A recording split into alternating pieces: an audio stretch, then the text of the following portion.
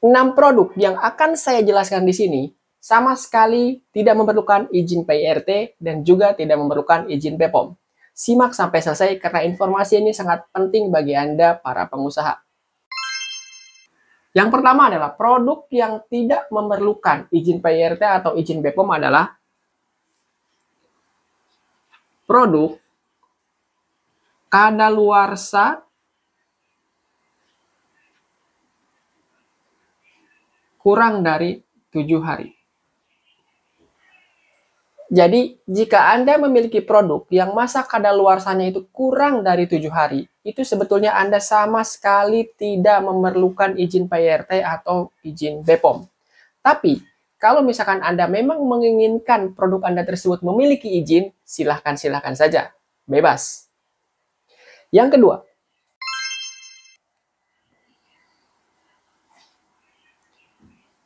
produk tanpa diolah terlebih dahulu. Jadi, jika Anda memiliki produk yang itu tidak memerlukan pengolahan terlebih dahulu, itu sebetulnya Anda tidak harus dan tidak wajib untuk mendaftarkan produk tersebut, baik itu PIRT maupun izin Badan POM. Paham ya? Contohnya apa? Produk tanpa diolah terlebih dahulu. Misalkan sayur-sayuran, buah-buahan, tempe, misalkan yang dijual di pasaran, itu produk itu kan tidak diolah terlebih dahulu. Ya, tapi itu adalah produk yang kemudian diambil ya dari petani, ya kan, kemudian dijual langsung di pasar.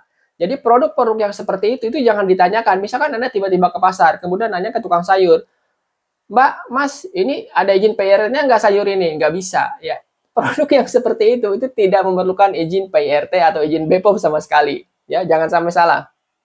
Oke, yang ketiga, produk yang kalau Anda jual, itu sistemnya itu pre-order.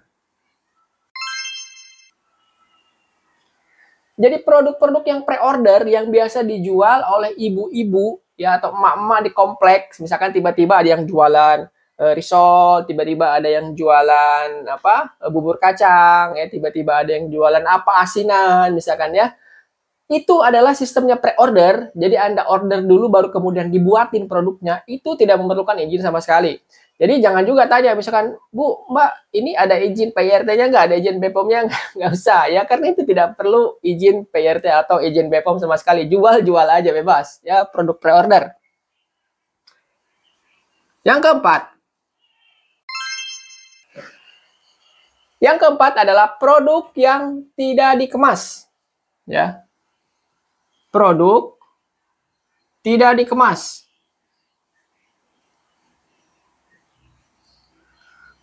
Contoh produk yang tidak dikemas apa? Ya produk misalkan yang tadi sama ya, misalkan sayur, buah-buahan, ya itu adalah produk-produk yang tidak dikemas. Tidak dikemas dan nggak ada brand, ya tentu nggak ada brand di situ ya. Tidak dikemas. Jadi kalau misalkan Anda menemukan produk yang tidak dikemas, itu Anda tidak perlu tanya lagi, ini izinnya mana ya.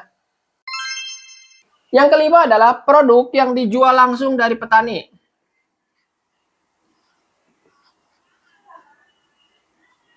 Produk dijual langsung dari petani atau peternak. Ya.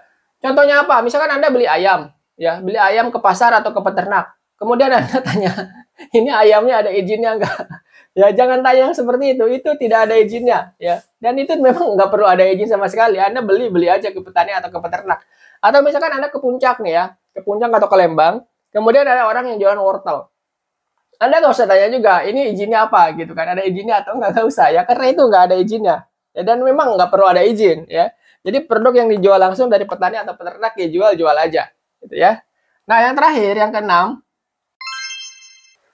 Yang keenam adalah produk yang dikemas, ya produk yang dikemas. Kalau tadi produk tanpa tidak dikemas ya, ini produk dikemas. Tapi dia nggak ada label. Nggak ada label atau brand. Contohnya apa? Contohnya misalkan contohnya misalkan kue putu, ya kan, kemudian risol, ya lemper, misalnya itu kan dikemas tuh ada plastiknya atau ada daunnya, tapi itu kan nggak ada brandnya.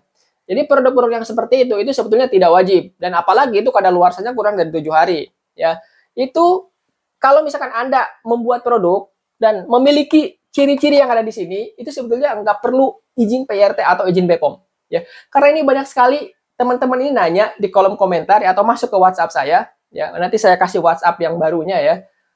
Masuk ke WhatsApp saya, tapi nanyanya itu produk saya ini perlu izin apa gitu kan, masuk PRT atau BPOM. Kemudian saya sampaikan lagi ya, saya tekankan lagi bahwa kalau minuman, ya minuman itu sekarang sudah tidak bisa PRT lagi. Ya, minuman itu tidak bisa PRT. Jadi yang minuman itu sekarang harus BPOM. Ya, PRT itu untuk pangan. Ya, pangan itu yang dimakan bukan diminum. Ya, pangan industri olahan rumah tangga. Ya, jadi pangan yang memang dibuat di skala rumahan. Itu ya. Jadi ini 6 ciri produk ini, kalau misalkan Anda punya, itu Anda nggak perlu izin PRT atau nggak perlu izin BPOM sama sekali. Jangan lupa subscribe. Dan ini nomor WhatsApp saya nih. Yang baru ya. Nah. WhatsApp saja di sini. Tapi tolong, kalau misalkan Anda WhatsApp ke sini, ya sertakan nama, dari mana, ya langsung aja tanya di situ. Jangan, hai, assalamualaikum, atau tulisan P gitu.